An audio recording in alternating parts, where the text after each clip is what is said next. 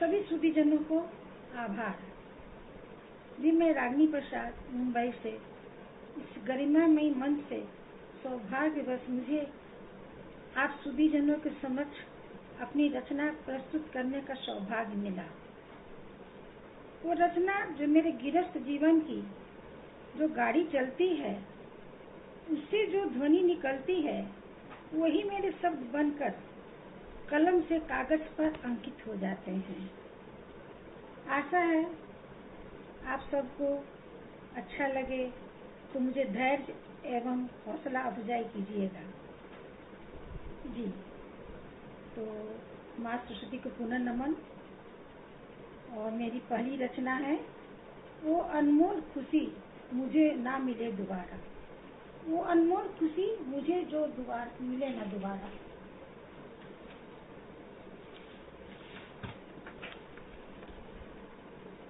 जिंदगी के कुछ पल ऐसे सुखमय आनंदमय होते हैं। जिंदगी के कुछ पल ऐसे सुखमय आनंदमय होते हैं जिसकी मनोहरी अमिट छाप तिलक इस चलायमान गतिशील जीवन पर अंकित ही रहती है। कभी जी घबराता है उस चंचल चक्षु को दीर्घ श्वास के साथ विराम दे, मन चक्षु को दोहरा उसी मनोहरी अमिट छाप तिलक पर केंद्रित कर जीवन के दिनचर्या में संजीवनी भर लेती हूँ। मुझे अच्छी तरह याद है शेखर उस दिन बहुत सुंदर लग रहे थे।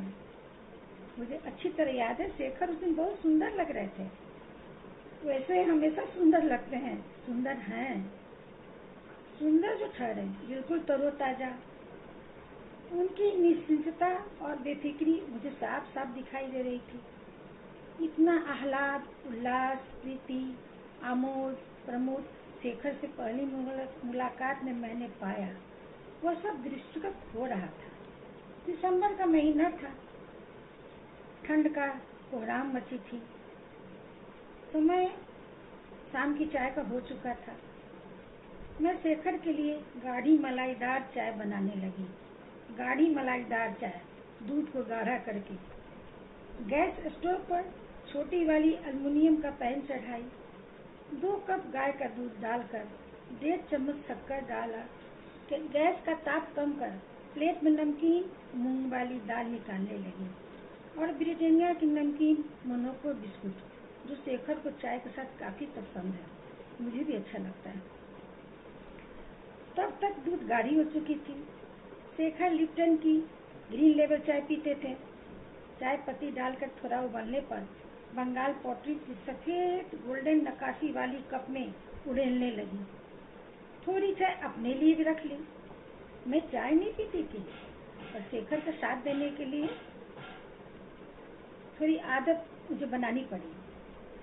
उसे चाय और नमकीन बरामदे के टेबल पर मैंने लगाया।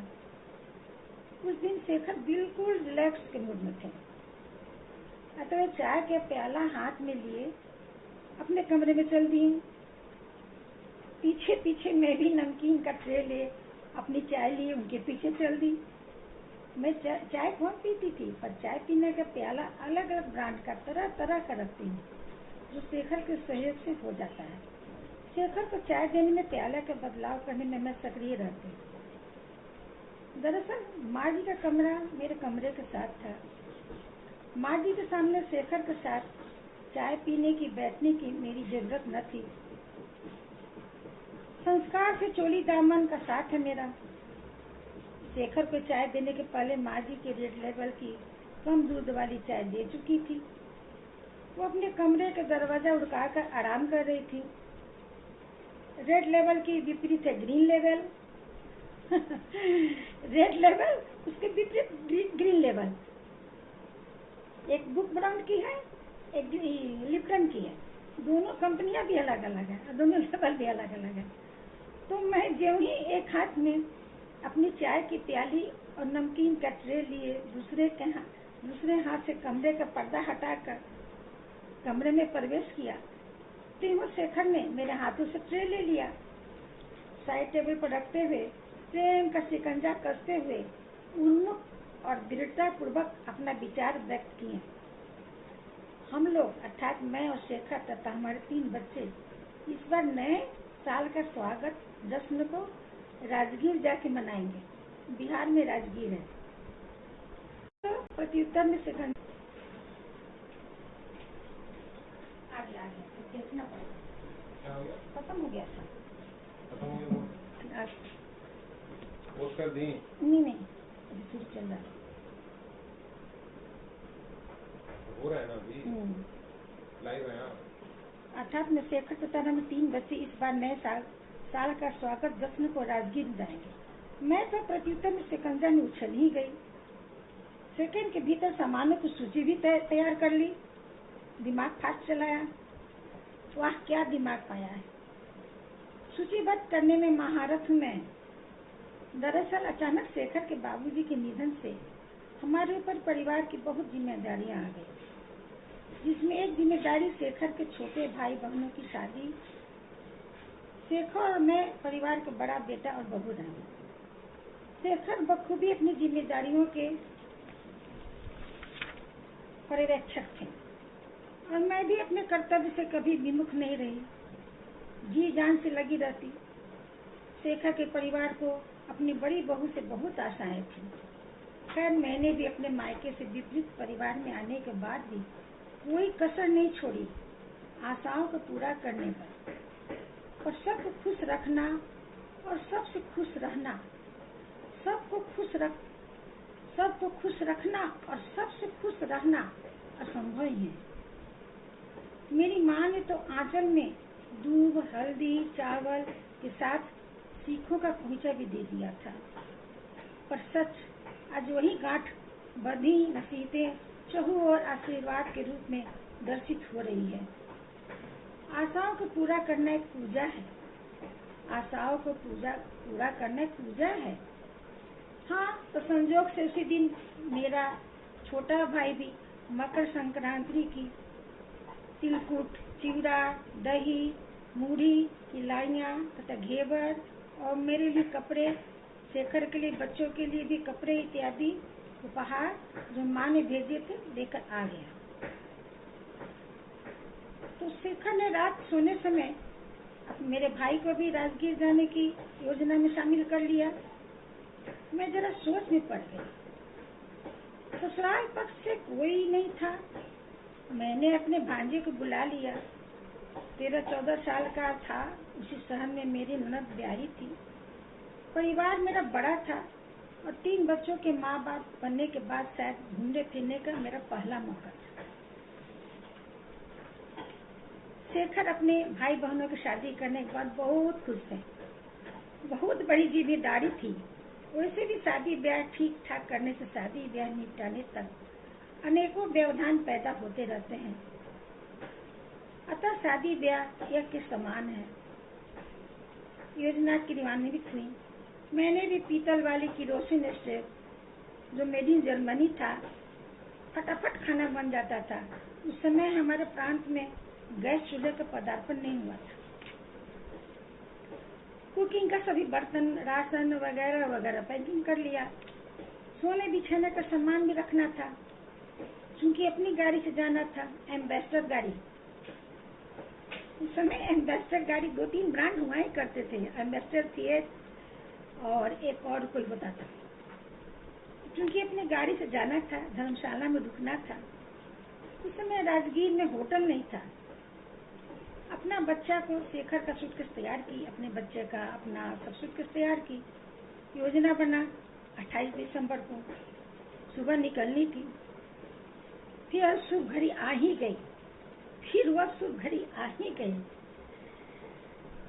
29 दिसंबर, दिन कौन सा था मुझे याद नहीं है। एम्बेसडर गाड़ी, ड्राइवर बजरंगी और नौकर रामू। मेरा भाई आगे बैठे, पीछे मैं, शेखर और बच्चों के साथ मेरा भांजा। शुभ मुहूर्त और शुभ बेला थी। हम जा रहे थे पिकनिक मनाने राजगीर। शुभ मुहूर्त और शुभ बेला थी। मैंने कभी शेखर कितना फ्रेश नहीं देखा था। विगत कुछ सालों से गाड़ी के डिक्की और कैरियर पर सब सामान लदे। 1 सप्ताह का सफर था और मैंने साथ में अपने बुनाई का भी ले लिया, ऊन कांटा जो होता है सब ले लिया। आदत थी, जब भी समय मिला जल्दी जल्दी सिलाई चलाने लगे, ऊन का बुनाई करने लगे। मैं भी शेखर के साथ एक सप्ताह सुनियोजित यात्रा पर विभोर थी। गाड़ी अपने गंतव्य की ओर प्रस्थान कर गई। दोपहर 2 बज रहे थे। रास्ते में पटना शहर आया, बिहार की राजधानी। उस रात वहीं ठहराव हुआ। मेरे मामा जी तत्कालीन विधायक थे। रास्ते में पटना शहर आया, तत्कालीन विधायक थे। सरकारी आवास गृह मिला था उन्हें, एमएलए फ्लैट। वहीं हमारा ठहराव था। उसे पटना आना जाना तो बराबर रहता था, पर पटना जाओ, एक मूवी देखो, पटना मार्केट में शॉपिंग करो, एलिफेस्टन में मूवी देखना जरूरी था। शाम की करकरा ठंडी थी, कोई तो मूवी था एलिफेस्टन में। फिर बाहर से डिनर लेते हम एमएलए फ्लैट में आए। बच्चे काफी खुश थे। रात में साले बहनोई का हंसी मजाक चला। सभी रजाइयां तान सो गए। दूसरे दिन सवेरे चूल्हे पर गर्म पानी का पतीला चढ़ाया, सभी को नहाने धोने का दिया। सभी लोग नहाए। गीजर की सुविधा नहीं थी। फिर एम्बेसडर गाड़ी से सभी को लेकर अगले पड़ाव की ओर चले। रास्ते में पावापुरी जैन का तीर्थस्थली आया। पावापुरी में भगवान महावीर ने मोक्ष प्राप्त किया था। संपूर्ण शहर कैमूर पहाड़ी पर बसा हुआ है। भगवान महावीर का जल मंदिर दर्शनीय है। अद्भुत कला कौशल दृष्टिगत होता है। कमल सरोवर की तो छटा निराली है। जल मंदिर है। फिर हमारा काफिला अग्रसर हुआ। रास्ते में सिलाव नाम की एक बस्ती है। वहाँ खाजा नाम से एक मिठाई बहुत प्रसिद्ध है। खरीदारी की, मिठाई की खरीदारी करके फिर हम राजगीर के लिए प्रस्थान किए। समीप ही था राजगीर। राजगीर का थोड़ा परिचय आपको दे दूं। राजगीर बिहार के नालंदा प्रांत में है। वही नालंदा जहाँ कभी नालंदा विश्वविद्यालय हुआ करता था। देश विदेश से लोग शिक्षा प्राप्त करने आते थे। विश्व प्रसिद्ध संस्थान था। आज भी उस अमूल्य धरोहर के अवशेष हैं। संग्रहालय भी है। दर्शनीय ऐतिहासिक स्थल है। नालंदा का भी भ्रमण वापसी में किए। राजगीर के लिए निकल गए। हाँ, तो राजगीर का कभी मगध साम्राज्य की राजधानी थी, जिसके बाद में मौर्य साम्राज्य का, राजगीर कभी मगध साम्राज्य की राजधानी थी, जिसमें बाद में मौर्य साम्राज्य का उदय हुआ। राजगीर का शुद्ध नाम राजगृह है। वहाँ महाभारत कालीन भी अवशेष है। पिकनिक स्पॉट बहुत हैं। हम दोपहर के समय अपने गंतव्य स्थान पर पहुंचे। ठहरने का प्रबंध हो चुका था। उस समय होटल नहीं था। जैन धर्मशालाओं की अधिकता थी। हमारे शहर में जैन धर्म अनुयायियों का संख्या अधिक है। कई से शेखर की मित्रता है। उन्हीं के किसी मित्र ने ठहरने का प्रबंध करवा दिया। धर्मशाला, हम राजगीर पहुंचे। धर्मशाला का प्रबंध बहुत अच्छा था। सफाई भी काफी थी। एक बड़ा कमरा, एक दालान से लगा रसोई घर, शौचालय और स्नान घर थोड़ा अलग था, लेकिन पानी की सुविधा थी। रामू और बजरंगी गाड़ी से सभी सामान उतार लाए। मैं अपने निर्देश में सभी सामान करीने से रखवाने लगी। बच्चों को भूख लगी थी। फटाफट रसोई घर में भोजन सामग्री व्यवस्थित हुई। केरोसिन स्टोव की जरूरत नहीं पड़ी। लोहे का चूल्हा रसोई घर में था, लकड़ी के कोयले वाली। रामू जाकर कोयला खरीद लाया। उसे रास्ते में बिल्कुल ताजी सब्जियां नजर आई तो हमने रास्ते में खरीद लिया था। बस मैं और रामू मिलकर चावल, अरहर की दाल, आलू मटर की सब्जी, कुरमुरी भिंडी बनाई। शेखर सलाद की तैयारी में अपने शाला के साथ लीन थे। कोयले की अंगीठी पर खाना बना। सभी ने चटकारे लेके खाए। क्या मजेदार खाना है। बच्चे थक गए थे। मैंने बिस्तर लगा उन्हें सुला दिया। सभी खाने के बाद आराम के मूड में थे। दालान में चारपाई थी। मैं भी थोड़ा लेट गई। शेखर वहीं आ गए। मैं ज्यादा थकी नहीं थी, बच्चों का कपड़ा वगैरह निकाली, थोड़ी देर में उठाया, फिर फ्रेश से घूमने निकले। गाड़ी से नहीं, पैदल इन्हीं आसपास। निकलने के दौरान बगल के कमरे में अपने शहर के पड़ोसी से मुलाकात हो गई। जो पड़ोसी अपनी छोटी बहन के साथ वहाँ आए थे। अपने गांव या शहर के पड़ोसी कोई परदेश में मिल जाए बड़ी खुशी होती है। हमारे साथ ऐसा ही हुआ, कम से कम मेरे साथ ऐसा होता है। नमस्ते कर मैं पुनः अपने कमरे में गई और उनके लिए कुछ मिठाई और नमकीन एक प्लेट में लेके गई। आतिथ्य सत्कार तो हमारी संस्कृति है। शेखर से बिना पूछे मैं अपने कमरे में गई। हाथ में मिठाई और नमकीन का प्लेट देकर शेखर खुश हुए, मन ही मन खुश हुए। और हमारी पड़ोसी भी हमारे शिष्टाचार निभाने से प्रफुल्लित थे। खैर राम सलाम कर हम बाजार की ओर निकले। बच्चों ने अपनी खरीदारी की। मेले का बैलून, ढोल, ताशा, बांसुरी, बाइस्कोप वगैरह। मैंने भी अपने लिए सुहाग का प्रतीक लाल चूड़ियाँ, मैरून बिंदी और घर वालों के लिए कुछ न कुछ लिया। फिर बच्चे संग चाट का स्वाद लिया। छोटे छोटे चाट का ठेला था, ऊंचा था, लेकिन चलो अच्छा लगा, आनंद मिला। पूष का महीना था, कुहासा छा गए। राजगीर के मेला घूम वापस अपने ठिकाने आ गए। रामू जब तक पहुंचकर पहले से ही आलू टमाटर की सब्जी और धनिया की चटनी तैयार कर आटा गूंथ रहा था। सिलबट्टा भी था, धर्मशाला में सिलबट्टा भी था। बच्चे तो कपड़े भी नहीं बदल पाए, कड़ाके की ठंड थी। बस जूते उतरवा के हाथ मुंह धुला के रामू होशियार था, जूते उतरवा दिया था और गर्म पानी करके हाथ मुंह धुलवा दिया था। बस वो गरम गरम रोटियां सेकने लगा।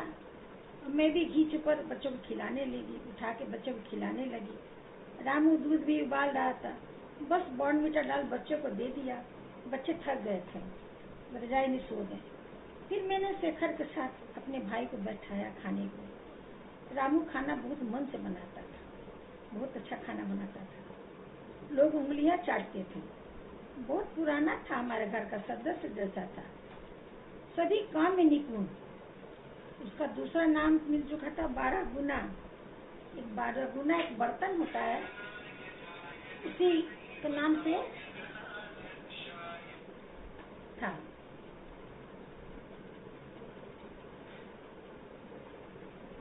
आलू टमाटर की सब्जी, धनिया की चटनी तैयार कर सब आटा गुटा खिलाए। और 12 गुना उनका तो नाम था, उनको 12 गुना भी कहते थे, रामू भी कहते थे। फिर बजरंगी, वो तो अपना खाना लेकर दलान से बाहर एक छोटा कमरा था, उसमें और किसी के स्टाफ था, वहीं चले गए। और रामू भी वहीं चला गया। उन लोगों की बीड़ी वगैरह पीने की बहुत आदत थी। मैंने अंदर से कमरे के बाहर का दलान वाला दरवाजा बंद कर दिया और रसोई घर में खाना खा लिया। और फिर कमरे और दालान के बीच जो दरवाजा था, उसे भी उठगा कर चारपाई पर लेट गई। चारपाई पे बिस्तर लगा दिया। रात 10 बज गए थे। जाड़े की रात। उफ, 2 स्वेटर 2 साल जुराबे पहनी थी, फिर भी ठंडा। शेखर भी इत्मीनान से आकर चारपाई पे लेट गए। इतनी मासूमियत और इत्मीनान शेखर के चेहरे पर मैंने बरसों बाद देखी थी। खुद उनकी मासूमियत और इत्मीनान में मैं ही डूब गई। मैं धीरे से शेखर के कंधे पर अपना सिर रखकर लीन हो गई अद्भुत दुनिया में। मैं धीरे से शेखर के कंधों पर अपना सिर रख लीन हो गई अद्भुत दुनिया में, इत्मीनान की दुनिया। अजीब शांति, प्रेम और आनंद की अनुभूति मिल रही थी। शेखर की बुरी आदत है क्रोध में तुरंत आ जाना। शेखर की एक आदत बुरी थी, क्रोध में तुरंत आ जाना। और वो क्रोध तो मुझे कई दिनों से दिख नहीं रहा था। वो क्रोध मुझे कई दिनों से दिख नहीं रहा था। शेखर ने भी मेरे सिर पर प्यार से हाथ फेरा। शेखर ने भी मेरे सिर पर हाथ प्यार से फेरा, जैसे वो मुझे धन्यवाद दे रहा हो। जैसे वो मुझे धन्यवाद दे रहा हो कि तुम मेरे साथ कदम से कदम मिलाकर चल रही हो, कि तुम मेरे साथ कदम से कदम मिलाकर चल रही हो। जो सुकून, प्यार, आत्मीयता और प्यार की बरसात उस रात मैंने महसूस किया, शायद दोबारा नहीं मिला। जो सुकून, प्यार, आत्मीयता और प्यार की बरसात उस रात मैंने जो महसूस किया, शायद वो दोबारा मुझे नहीं मिला। कुछ घंटों के बाद रात के 12 बजे नए साल का आगमन होने वाला था। हम दोनों प्रतीक्षारत थे। बस घड़ी की दोनों सुइयां इकट्ठी हुई और नया साल मुबारक हमने एक दूसरे को दिया। हम दोनों प्रतीक्षारत थे। बस घड़ी की दोनों सुइयां इकट्ठी हुई और नया साल मुबारक हमने एक दूसरे को दिया। बाहर से आतिशबाजी की आवाज आने लगी। बस यही तो है पश्चात संस्कृति की आवभगत। हमारे संस्कृति का नया साल तो चैत्र शुक्ल प्रतिपदा तिथि को मनाते। खैर, दुनिया का साथ चलना है हमें। फिर नया साल का सवेरा आया। खिड़की पूरब दिशा की थी। खोलने पर सूरज की मुस्कुराहट दालान में बिखर गई। खोलने पर सूरज की मुस्कुराहट दालान पे बिखर गई। कुहासे छट गए, कुहासे छट गए। आसमान साफ था, आसमान साफ था। बड़ा सुहाना दिन था नए साल का, बड़ा सुहाना दिन था नए साल का। और हम भी सुहाने लग रहे थे, और हम भी सुहाने लग रहे थे। शेखर ने अपने बच्चों और बच्चों के मामा को उठाया। रामू भी दरवाजा खटखटाने लगा। शेखर ने खोला। फिर अंगीठी पर चाय बनी। चाय का स्वाद भी सुहाना था। बच्चों को तैयार कर मैं तैयार हो गई। शेखर की मनपसंद लाल वाली सिल्क की साड़ी मैंने पहनी थी। उनको लाल साड़ी बहुत पसंद।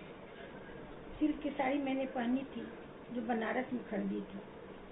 मेले में जो चूड़ियां खरीद लाई उसी कलाइयों मैंने सजा लिया। गर्म कपड़े तो मैचिंग था ही। शेखर के लिए मैंने नया स्वेटर बुना था। उसे नए साल के उपहार में मैंने दिया, उनको पहना दिया। बच्चे को नाश्ता और दूध देने के बाद हम सब चले पिकनिक मनाने। बच्चे को नाश्ता और दूध देने के बाद हम चले पिकनिक मनाने राजगीर की पहाड़ियों पर। राजगीर की पहाड़ियों पर खाना बनाने के सभी सामान, हाँ, किरोसिन स्टोव की जरूरत अब आन पड़ी थी। Made in Germany. हम पहाड़ी पर पहुंचे। भीड़ भाड़ थी क्योंकि वहाँ पिकनिक स्पॉट है। फिर हम सब मिलकर खाना बनाने लगे। हाँ, पिकनिक में तो मिलजुल कर काम करने में आनंद आता है। जब तक व्यंजन तैयार हो रहा था तब तक नमकीन, चॉकलेट, मिठाई वगैरह सब मिलकर खा रहे थे, आनंद ले रहे थे। धूप भी बहुत मीठी मीठी धूप थी। बहुत सुहावना मौसम था, न ज्यादा ठंडा न गर्मी। बहुत अच्छा समय था। बच्चों को तो आनंद का स्रोत ही मिल रहा था। मैं तो बहुत खुश थी, मैं तो बहुत खुश थी। पहाड़ी पर हवा थी, पहाड़ी पर हवा थी, पर अग्नि तो प्रसन्न थे, सब जल रहा था। थोड़ा समय अधिक लगा, पर मेवे वाली पुलाव, तड़के वाली दाल, मटर पनीर की सब्जी, टमाटर की चटनी, 5 तड़के वाली टमाटर की चटनी और आलू प्याज की भाजिया और बूंदी का रायता। बूंदी रेडीमेड था, दही भी रेडीमेड था और रायता मसाला भी रेडीमेड था। मोटे मोटे मूली का सलाद, वही वहाँ की मूली मोटी मोटी होती है। बस खाना तैयार हो गया। इस्तेमाल करो और फेंको वाली प्लेटें और गिलासें थी। सभी चटकारा लेकर धूप से ज्यादा खाने लगे। इससे देर होने से पेट में ज्यादा चूहे कूदने लगते हैं। पहाड़ी पर धूप का भरपूर आनंद मिल रहा था। मैंने स्वेटर शाल उतार बैग में डाला। बच्चे भी कशमशाने लगे। उनका स्वेटर भी उतारना पड़ा। बच्चे कुछ गेम भी ले आए थे। मस्ती ही मस्ती में सब लोग, बच्चे के मामा, बच्चे का मेरा भाई, सब लोग मस्ती कर रहे थे। शेखर की मस्ती का असर मुझ पर भरपूर हो रहा था। शेखर की मस्ती का असर मुझ पर भरपूर हो रहा था। फोटोग्राफी खूब हुई। कैनन कैमरा था शेखर का। कैनन कैमरा था शेखर का। उस समय तो रील भरवाओ, फोटोग्राफी करो, फिर डेवलप करो। लेकिन वो अलग आनंद था फोटो देखने का। अब तो मोबाइल में डिलीट कर दो, मिलता ही नहीं। बच्चे को तो मामा मिल जाने से खुशी का ठिकाना नहीं था। और मैं और शेखर अपने मस्ती में झूम रहे थे। हम यानी मैं और शेखर पहाड़ी के अलग टीला पर बैठे प्यार के धूप का आनंद ले रहे थे। पहाड़ी के टीला पर बैठ प्यार के धूप का आनंद ले रहे थे। शेखर में मैंने प्यार की अजीब दरिया देखी। शेखर मैंने प्यार की अजीब दरिया देखी। हमें लगा नहीं कि हम अपने वैवाहिक जीवन का अनेकों सुनहरे साल संग बिताएं। मुझे लगा नहीं कि अपने वैवाहिक जीवन का अनेकों सुनहरे साल संग बिताए हैं। मुझे प्रेमी प्रेमिका का तजुर्बा तो नहीं था, बस पर लगा कि श्रृंगार रस के नायक नायिका ऐसे ही रहे होंगे। पर मुझे लगा श्रृंगार रस के नायक नायिका ऐसे ही रहेंगे। अचानक हमारी तंद्रा गई। आगे भी बौद्ध स्तूप का भ्रमण करना था। हम लोग टीले से उतरे, तब तक रामू और बजरंगी पैकअप कर लिए। बच्चे भी अपने मामा के साथ गाड़ी करीब पहुंच रहे थे। हम भी पहुंचकर बौद्ध स्तूप का दर्शन करने निकल गए। पास ही था। राजगीर का क्षेत्रफल कितना है, छोटा सा शहर है, उसमें तो और छोटा हुआ करता था। बौद्ध स्तूप के लिए ट्रॉली से जाना था। उसमें छोटी छोटी ट्रॉलियां थी बिना घेरे का। और वो ट्रॉली फिल्म जॉनी मेरा नाम की शूटिंग से फेमस हो गई थी। छोटे छोटे ट्रॉलियां थी, पर वो ट्रॉली जॉनी मेरा नाम फिल्म की शूटिंग से फेमस हो गई थी। जिस फिल्म में देवानंद, हेमा मालिनी उस ट्रॉली पर शूटिंग कर रहे थे। ओ मेरे राजा, खफा न होना, देर से आई दूर से आई, वादा तो निभाया, इसलिए बहुत मशहूर हो गया था। और शेखर शूटिंग देख चुके थे, पहले आके शूटिंग देख चुके थे। हमें तो बस शूटिंग वाला लोकेशन देखना था। फिल्म का क्रेज है हमारे घर में। एक छोटी सी फिल्मी दुनिया है। ट्रॉली पर शेखर एक बच्चे को गोद लिए, दूसरों पे मेरा भाई और एक ट्रॉली पे मेरा भांजा, मेरी बड़ी बेटी बैठ गए। मैं तो अपना पर्स पकड़ने में भी डर रही थी। बुद्ध स्तूप दर्शन कर वापस धर्मशाला आए। गाड़ी में भारी मन से सामान समेट कर और राजगीर में बिता एक एक क्षण को समेट कर बैठ गई। वो समेटा हुआ क्षण अभी भी संचय संग्रह में संचित है। वो समेटा हुआ क्षण अभी भी संचय संग्रह में संचित है। उसी संग्रह के कुछ पल आपके साथ में बिता रही हूँ।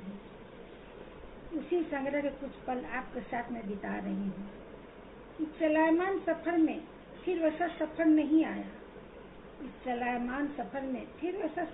आया जिसको मैं संचित कर सकूं। यात्राएं होती रहती हैं, पड़ाव आते रहते हैं, सफर होती रहती है। पर न वो राजगीर का पड़ाव आया, न पड़ाव के दालान वाली चारपाई और न वो पहाड़ का टीला। पर न वो राजगीर का पड़ाव आया, न पड़ाव के दालान वाली चारपाई, धर्मशाला के दालान वाली चारपाई और न वहाँ टीला। सच है कि बीता समय वापस नहीं आता। यह भी सच है कि कोई क्षण जिंदगी की धरोहर हो जाती है। और यह भी सच है कि कोई क्षण जिंदगी की धरोहर हो जाती है। अब तो हमारे जिंदगी का पड़ाव उस जगह आ गया जहाँ हम जिंदगी से परिपूर्ण है।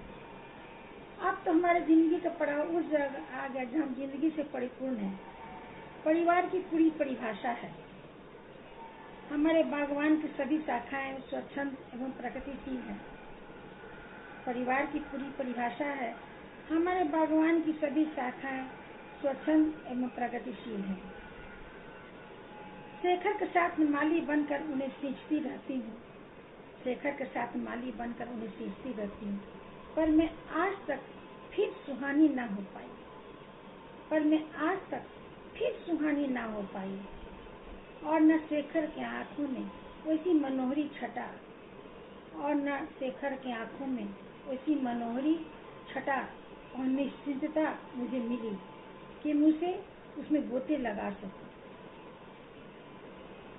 पर मैं आज तक फिर सुहानी न हो पाई और न शेखर की आंखों में वैसी मनोहरी छटा और निश्चिंतता मुझे नहीं मिली कि मैं उसमें गोते लगा सकूं। यही है मेरी अनमोल खुशी जो न मिली दोबारा। यही है मेरी अनमोल खुशी जो न मिली मुझे दोबारा। धन्यवाद।